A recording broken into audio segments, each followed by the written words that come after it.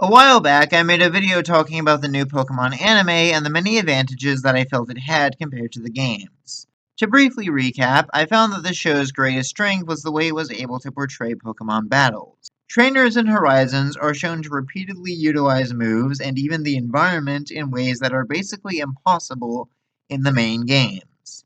The show has other merits as well, like a compelling plot and an enjoyable cast of characters, but this was the main thing that really hooked me. Unfortunately, I was less enthused with the latest arc of the show, the Terastal Exam. It had some neat episodes and cool moments, but the overall plot for this season felt kind of lacking compared to what came before. The last few episodes of this season, thankfully, were a drastic improvement in quality. Still, I want to give my 2 cents on the arc as a whole and where I felt it stumbled. With that said, I should state now that this video will contain major spoilers for Pokemon Horizons up to episode 67 of the Japanese dub. If you haven't caught up yet, then consider that your warning. With that out of the way, let's get started. So, following the encounter with the Black Rayquaza at the lighthouse, Roy, Dot, and Liko resolve to try and get even stronger as trainers. To do this, they decide to try and gain the power of terastallization, which previously allowed Freed and Amethio to actually briefly get the upper hand and deal some serious damage to the legendary dragon. Thus, the trio enrolls at Naranja Academy to partake in the Terastal course, an exam of sorts, to see if trainers are worthy of gaining Terra Orbs. The course is fairly simple in concept. All students partaking in it are tasked with traveling Paldea and facing off against an assigned gym leader. The gym leader is meant to teach their respective student or students the basics of terastallization through a simple one-on-one battle. The students then return to Naranja and partake in a double battle against a member of the Elite Four alongside their assigned gym leader from the basics test. Finally, students will venture out to face a different assigned gym leader in an implementation test to see how much they've truly learned. It's a little bit of a contrived way to go about things, but on the surface I kind of get it. What I don't get, however, is the actual criteria for success. The whole point of the course is to see whether or not students can make proper use of terastal power, but what that entails is left really vague. Like, every gym leader seems to have their own criteria for who's allowed to pass and fail, which honestly feels like a really unfair system when you boil it down. Some gym leaders will let you pass even if you lose the battle, while others will immediately fail you for it. Some might even allow you to retake the test, and others can decide you're done after a single defeat. But even then, they're apparently allowed to just change their minds after the fact. Hell, they can apparently declare that you failed before you even take the test. So already you can start to see the issues. The only real requirement seems to be that trainers must terastallize at some point during their battle. But beyond that, whether they pass or fail seems to be up to the whims of the individual gym leader. I guess it's fair to assume that winning the battle is an automatic pass, but it's hard to say for sure. What if a trainer wins, but their use of terastallization was considered lacking? I honestly wouldn't even be surprised if that's possible. On that note, let's discuss the other big issue that I have with this arc. Terastallization is somewhat interesting among the many gimmick mechanics released in the last few generations. Mega Evolutions were full-on transformations meant to give an overall buff to the Pokemon that they were applied to. Z-moves were big, flashy super attacks that basically acted as a once-per-battle nuke the enemy button. Dynamax was sort of a combination of these two, granting users about 3 turns to try and wail on the enemies with kaiju-sized Pokemon and attacks. Terastallization is a little more complex. It changes a Pokemon's type mid-battle, which comes with a number of perks, but also some potential drawbacks. The biggest and most immediate advantage is that Terra Pokemon gain an additional stab bonus. Basically, any move that they use that matches the Terra type they turn into hits significantly harder than it normally would. This is the main benefit of terastallization that Horizon seems to focus on, as many Terra-boosted attacks seem to result in pretty much instant KOs. However, It should go without saying that changing a Pokemon's type is, in and of itself, a serious game changer. It has the potential to completely remove a Pokemon's natural type weaknesses and even grant some new resistances. But it also runs the risk of giving a Pokemon entirely new weaknesses. While I'm by no means a competitive player, it's very obvious that terrestrialization has, at least in theory, a bit more strategic depth to it than the previous gimmicks. In fact, we even see this playing out in earlier episodes. Freed's Charizard terrestrializes into a dark type, which he uses to gain an advantage both over Spinel's Beheeyem and Amethio's Ceruledge. Type matchups may not be quite as impactful in the anime as they are in the game, but they're still an important factor to consider. Unfortunately, this aspect of terrestrialization is hardly really touched on much at all by the characters, either in the games or in the show. I mean, take Brashus for example. His ace is a Sudowoodo, which by default is a rock type. This means that it has an advantage over most Pokemon that challengers typically bring to face a grass type gym, fire, flying, and bug types. However, by terrestrializing into a grass type, Brashus makes his ace weak against the exact sorts of adversaries he'd normally go up against. Sure enough, this does not work to his favor when he tries a Terra-boosted Trailblaze against a Terra-boosted Flame Charge. They tried to play it up like the lesson of that episode was Roy learning how to predict and read his opponent's moves when Brashus starts spamming Substitute, but this is never really brought up again and has no real bearing on mastering terrestrialization. All three members of the main trio go through these sorts of mini arcs during their basics and even their implementation tests. Like, Liko's is to loosen up and just enjoy battling together with her Pokemon regardless of the outcome, which is admittedly a decent lesson for her to learn, though whether or not it sticks is kind of up in the air. Also, I feel like she's kind of already gone through this. Regardless, I'll give credit where it's due. Having Liko terrestrialize at the moment she did in the battle was a decently solid choice, even if her Floragato ultimately loses to a Terra Bug Teddiursa. The fact that Katie terrestrializes second was actually a smart move on her part, perfectly demonstrating how Terrastal can radically change the flow of battle depending on when it's used. Dot's basics test against Iono wasn't half bad either, even if it was more about her trying to overcome her social anxiety and the need for everything to follow a perfect script. Dot terrestrializes during a brief blackout that cuts off Iono's stream, letting her take advantage of an unexpected situation and fluster her opponent. That said, Dot immediately starts spamming Low Kick instead, making the terrestrialization kind of meaningless until she unlocks Liquidation, or Aqua Break in Japanese, which is frankly a way cooler name, but that's besides the point.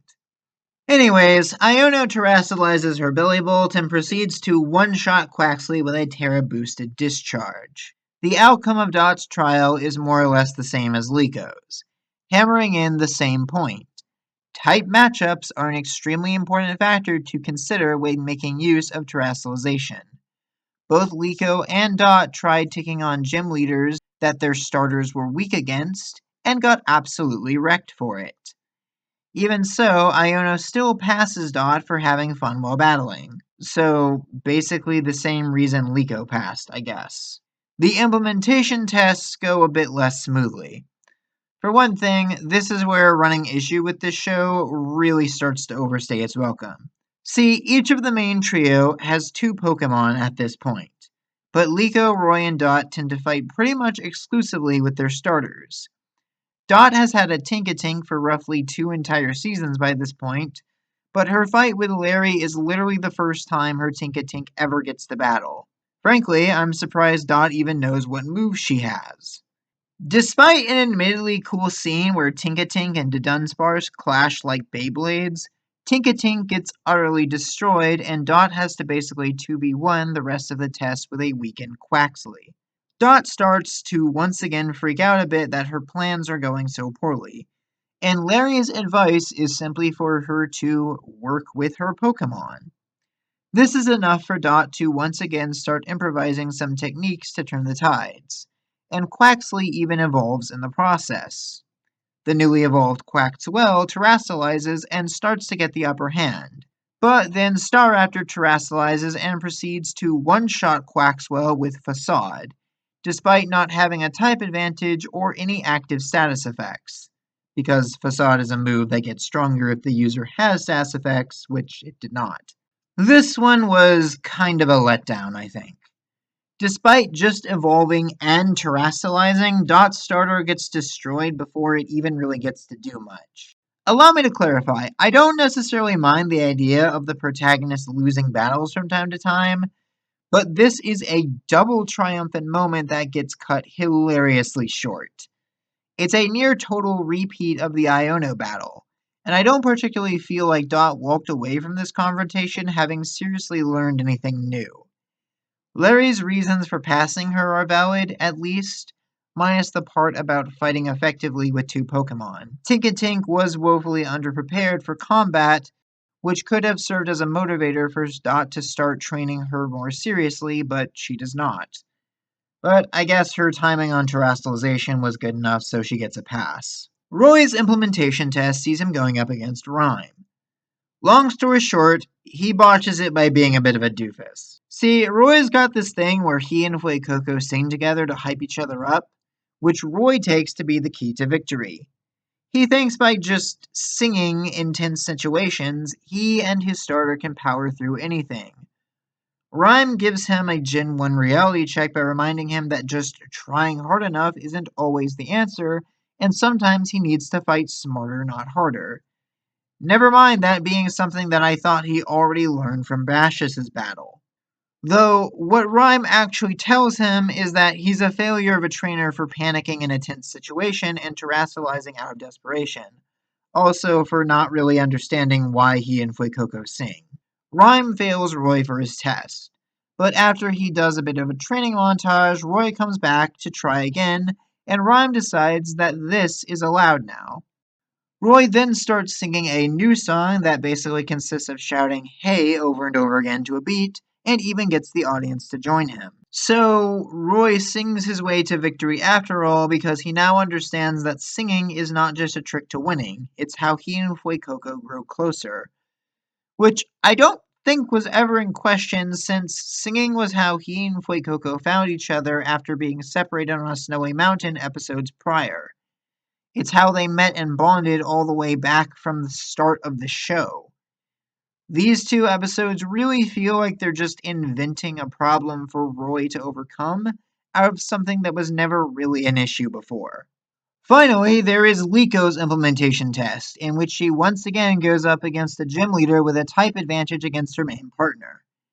This fight goes much the same as the others. Lead with the starter, switch to the second partner gets KO'd, in the battle with the starter. Just like with Katie, Liko's Terra Grass Florigato is utterly decimated by the Terra Ice Altaria, and she fails the course. No retries allowed. Grusha's lesson for her is simply that she's not strong enough and that results are all that matters. Again, though, he changes his mind later on when he sees Liko battling Sidian, because Grusha realizes that Liko is at her best when fighting for others and not herself. Mind you, the fact that she terastalized against a rock type this time probably contributed to her victory. Makes you think Liko might have finally learned her lesson. But then we get to the final battle of the season where Terra Florigato goes up against Terra Crocolore and gets soundly defeated. I'll give credit where it's due, this battle was actually decently hype all around and both Liko and Roy fight well. But it seems that Liko still has not quite gotten the memo. Stop terastalizing with a type disadvantage. It has failed you literally every single time. I know I'm probably sounding like a bit of a broken record at this point, but it astounds me how the terastalization course has done effectively nothing to teach these kids how to properly use terastalization. The arc seems more interested on trying to make them learn lessons and experience character growth completely disconnected from the main point of the arc. And don't get me wrong, there's nothing wrong with wanting to develop the main characters.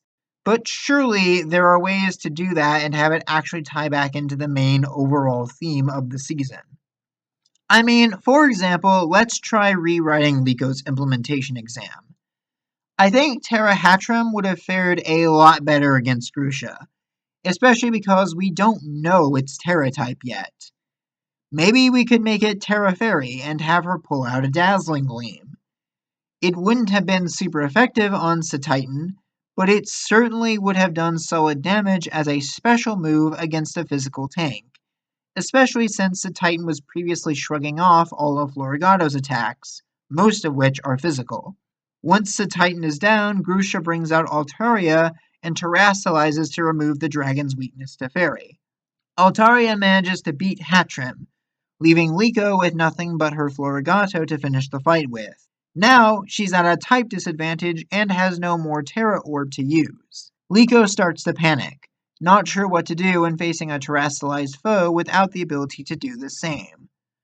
Ultimately, Liko loses and Grusha fails her because she lost her cool in a tense situation, something he knows the price of all too well considering his injury. As a result, Liko has her Terra Orb taken away then and there. Later on, when Liko confronts Sidian and his terastalized Garganackle, she must do so without being able to use the power herself. In spite of that, Liko forces herself to remain calm, knowing this is not a battle she can afford to lose when the school is in danger. You could either have her figuring out a way to triumph in spite of the power gap, or have Grusha step in and toss Liko her Terra Orb as an acknowledgement of her ability once he sees her fight with such determination. As things stand, the whole Terastal course just feels like it was kind of a disorganized mess. It treats the gimmick like a pure strength boost 90% of the time, when it's honestly a bit more complex than that. The lessons learned by the main characters don't really feel super relevant to actually using Terastalization properly, and the criteria for passing or failing feels totally random depending on the gym leader. On the whole, I still think Horizons is a great show. When it's dealing with the actual main plot involving Terapagos, the explorers, and all of that, Horizons really shines. This whole detour really felt like a super belated but mandatory attempt to shill the Gen 9 games. And unfortunately, it shows.